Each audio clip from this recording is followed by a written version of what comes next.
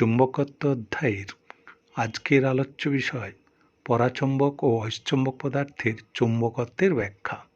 চুম্বক দ্বিমেরু ভ্রামক তত্ত্ব দ্বারা পরাচুম্বক পদার্থের চুম্বকত্বের ব্যাখ্যা, চুম্বক দ্বিমেরু ভ্রামক তত্ত্ব দ্বারা অয়স্চুম্বক পদার্থের চুম্বকত্বের ব্যাখ্যা। বহিঃস্থ চুম্বকক্ষেত্র প্রয়োগে এই তিন ধরনের পদার্থের আচরণের তুলনামূলক আলোচনা।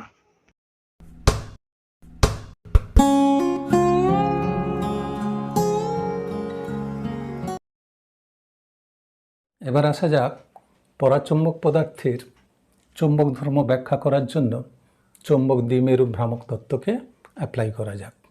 পরাচুম্বক পদার্থের ইলেকট্রন কনফিগারেশন তাতে আনপেয়ার থাকে, তার মানে একটা কক্ষের যে দুটো ইলেকট্রন থাকবে তারা পরস্পর বিপরীতমুখী।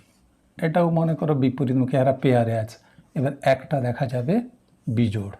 এই পেয়ার ইলেকট্রনগুলোর বিপরীতমুখী মোশনের জন্য এদের অরবিটাল মোমেন্টামও জিরো হয়, স্পিন মোমেন্টামও জিরো হয়, আর নিউক্লিয়াসের দরুন মোমেন্টামও সে নেগলিজেবল, সেও জিরোর কাছাকাছি হয়।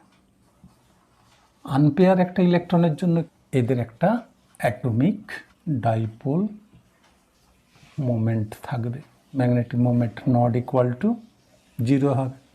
এটা যদি আমরা এরকম পরাচুম্বক পদার্থ ভাবি, এই ম্যাগনেটিক মোমেন্টটা থাকবে থার্মাল এজিটেশনের দরুন এলোমেলো অভিমুখে থাকবে, যখন বাইরে থেকে কোনো চৌম্বক ক্ষেত্র অ্যাপ্লাই করা হবে না।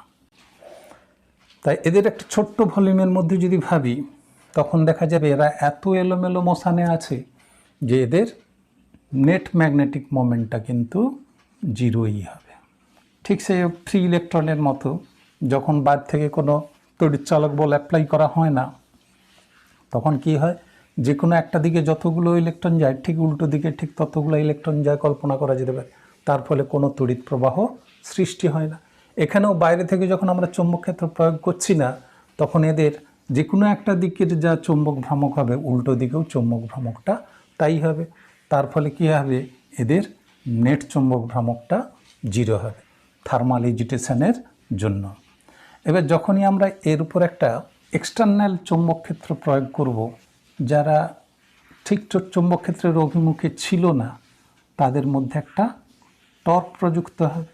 টর্ক সমান জানা আছে এম ক্রস বি। তাহলে এই চৌম্বক ক্ষেত্র কী করবে, এক্সটার্নাল চৌম্বক ক্ষেত্র একে ওর অভিমুখে সজ্জিত করার চেষ্টা করবে। এবার চৌম্বক ক্ষেত্র যত বাড়াবো তত কী হবে, টর্কের পরিমাণটাও বেশি প্রয়োজন হবে এদের দিকে এক লাইনে করার জন্য। সবাই তখন সমান্তরালে এক লাইনে সজ্জিত হয়ে যাবে। তাহলে এখানে এক্সটার্নাল যে চৌম্বক ক্ষেত্রটা প্রয়োগ করা হলো, তার যে দুটো কাজ, এক হচ্ছে সব দ্বিমেরুগুলোকে এক লাইনে সজ্জিত করা, যেটাকে বলে অ্যালাইনমেন্ট করা, সেটা করবে। তার ফলে কী হবে, চৌম্বক ভ্রামক, লব্ধ চৌম্বক ভ্রামকটা বেড়ে যাবে। তাহলে চুম্বকন ক্ষেত্রের মানটাও বাড়তে থাকবে। তাহলে ভেতরের যে চৌম্বক ক্ষেত্রটা গ্রেটার দেন এক্সটার্নাল চৌম্বক ক্ষেত্র।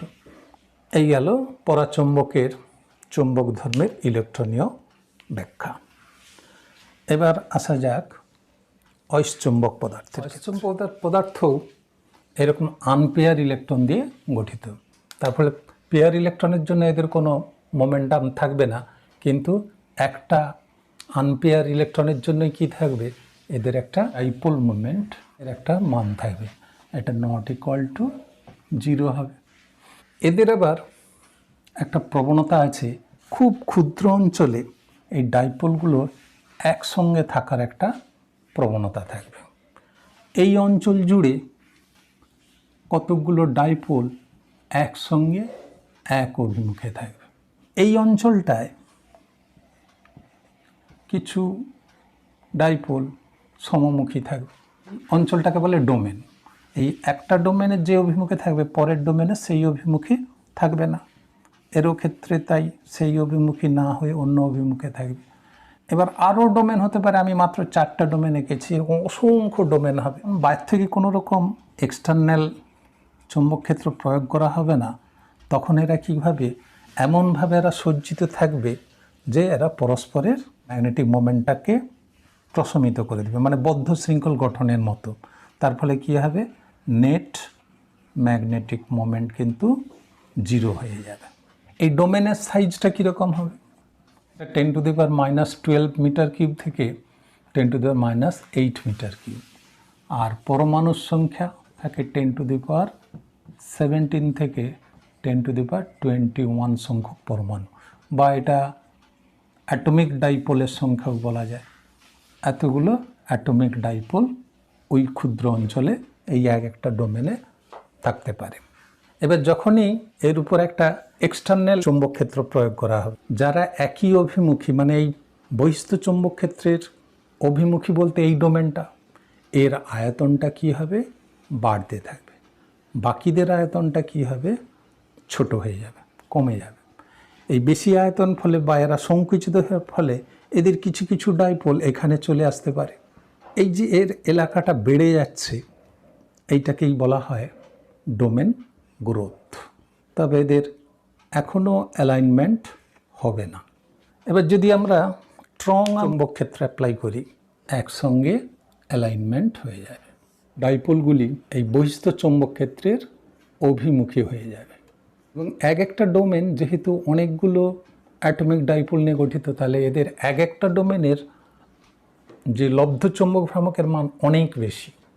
তাই এখানে সহজেই কী হচ্ছে, এক্সটার্নাল একটা চৌম্বক ক্ষেত্র প্রয়োগ করে এক লাইনে করে দেওয়ার ফলে ভেতরের চৌম্বক ক্ষেত্রটা অনেক বেশি হবে। বহিস্থ চৌম্বক ক্ষেত্রের তুলনায় ভেতরের চৌম্বক ক্ষেত্রটা অনেক বেশি। এবার এখানে আরও একটা ঘটনা, যদি আমরা ডিম্যাগনেটাইজেশন করি, মানে এক্সটার্নাল যে চৌম্বক ক্ষেত্রটা যদি আমরা 0 করে দিই, মানে এখান থেকে এই পজিশানে ফিরে আসবে না কোনো কোনো পদার্থের ক্ষেত্রে, আবার কোনো কোনো পদার্থের ক্ষেত্রে ফিরে আসবে। তাই এই দু ধরনের পদার্থের জন্য দু রকম নাম হয়েছে।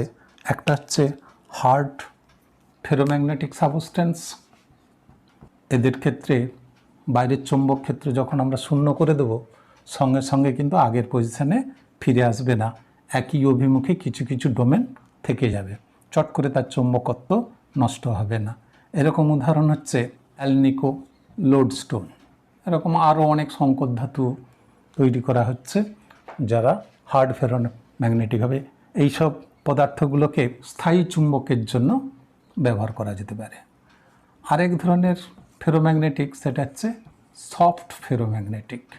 এর উদাহরণ যেমন সফট আয়রন, কাঁচা লোহা। এদের ক্ষেত্রে বাইরের চৌম্বক ক্ষেত্র অফ করে দেই, এই সঙ্গে সঙ্গে আগের অবস্থায় ফিরে আসবে, তার চৌম্বকত্ব পুরোপুরি নষ্ট হয়ে যাবে। সেই জন্য এই ধরনের পদার্থকে অস্থায়ী চুম্বক, তড়িৎ চুম্বক এইসবের ক্ষেত্রে ব্যবহার করা যেতে পারে। মানে কারেন্টটা চলে গেল, সঙ্গে সঙ্গে তার চৌম্বকত্বটাও চলে গেল, তবেই সেটা তড়িৎ চুম্বকের বৈশিষ্ট্য পায়। তিনটা পদার্থের ক্ষেত্রেই যদি আমরা তুলনামূলক আলোচনা করি, অয়স্কচুম্বকের ক্ষেত্রে তাহলে কি হলো, যখন আমাদের বি যখন 0 ছিল, তখন কিছুটা এলাকা জুড়ে আনপেয়ার ইলেকট্রনগুলোর জন্য কী হবে, একটা অ্যাটমিক ডাইপোলগুলো যুক্ত হয়ে একটা ডোমেন এলাকায় একটা চুম্বকের সৃষ্টি করবে। এখানে একটা চৌম্বক ভ্রামক বেশি মানের সৃষ্টি করবে। এবং এরা যেহেতু এরকম বদ্ধ শৃঙ্খলের মতো প্রথমে গঠন করে থাকবে, এদের মধ্যে প্রথমে চৌম্বক ভ্রামক থাকবে না। এরপরে যখনই বার থেকে একটা চৌম্বক ক্ষেত্র অ্যাপ্লাই করা হবে, তখন এরা অ্যালাইনমেন্ট হয়ে এরা প্রচুর পরিমাণ চৌম্বক ক্ষেত্রে সৃষ্টি করবে। এর ক্ষেত্রেও ঠিক তাই, আনপেয়ার ইলেকট্রনের জন্য ইয়াদের এক একটা অ্যাটমিক ডাইপোল থাকবে, কিন্তু থার্মাল এজিটেশনের জন্য কী হবে, এরা এলোমেলো ঘুরতে থাকবে, র্যান্ডাম মোশনে থাকবে। ফলে এদের যে কোনো আয়তনে দেখা যাবে এদের ম্যাগনেটিক মোমেন্ট প্রথমে 0 থাকবে, কিন্তু যেই আমরা এটাতে এক্সটার্নাল একটা চৌম্বক ক্ষেত্র প্রয়োগ করব, তখন এরা একটা লাইনে সজ্জিত হবে, তখন আর ভেতরের চৌম্বক ক্ষেত্রটা বাড়বে এবং এ আকর্ষিত হবে, এটা বেশি আকর্ষিত হবে। আর এটার ক্ষেত্রে কি হবে, যেহেতু প্রথম থেকে কোনো রকম এরা পেয়ার ইলেকট্রন থাকার ফলে এদের কোনো রকম ডাইপোল মোমেন্ট ছিল না, তার ফলে অ্যালাইনমেন্টের কোনো প্রশ্নই আসে না। বাইরে থেকে চৌম্বক ক্ষেত্র প্রয়োগ করে কি হয়, কেবলমাত্র লেঞ্জের সূত্র অনুযায়ী কী হবে, অপোজ করবে। এই দিকে যদি এক্সটার্নাল চৌম্বক ক্ষেত্র হয়, এখানে যে ইনডিউসড ডাইপোল তৈরি হবে, তারা কি করবে, এই বহিস্থ চৌম্বক ক্ষেত্রকে অপোজ করতে থাকবে।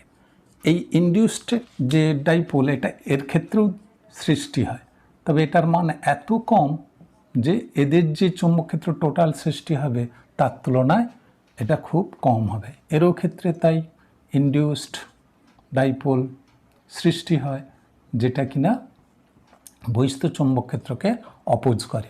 কিন্তু এদের যে টোটাল চৌম্বক ক্ষেত্রের সৃষ্টি হবে আর এই ইনডিউসডের দরুন যে চৌম্বক ক্ষেত্র সেটা খুবই নগণ্য। তার ফলে এদের মধ্যে আমরা এই তিরস্চৌম্বক ধর্মটা বা অপোজ করার ধর্মটা আমরা দেখতে পাই না। আর এটার ক্ষেত্রে যেহেতু অ্যালাইনমেন্ট হয় না, তার দরুন কোনো চৌম্বক ক্ষেত্র সৃষ্টি হয় না, কেবলমাত্র ইনডিউসড ডাইপোলের দরুনই কী হয় আর চৌম্বক ক্ষেত্রের সৃষ্টি হয়, সেটা অপোজিট দিকে হয়।